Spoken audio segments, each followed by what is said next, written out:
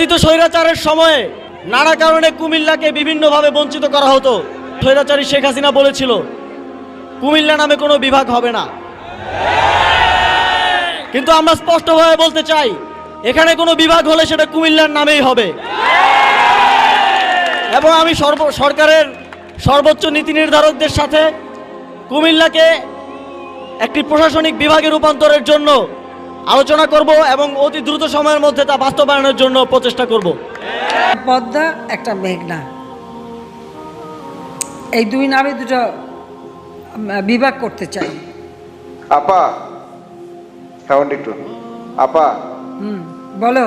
কুমিল্লা আপা কুমিল্লার নামে আপা কুমিল্লা ওই কু নাম দেবো না, আমি কুমিল্লা দেবো আপা না। কুমিল্লা নামে না আপা কুমিল্লা নামে আপা সারা কুমিল্লার আমি মানুষের কুমিল্লা হৃদয়ে নামে আপা। দেবো না, কারণ তোমার এই কুমিল্লা নামের সাথে মোস্তাকের নাম জড়িত, সেজন্য আমি দেবো না। কুমিল্লারই তো আপা মোস্তাকের কুমিল্লা না কুমিল্লা না না, আমি দেবো না তো বললাম।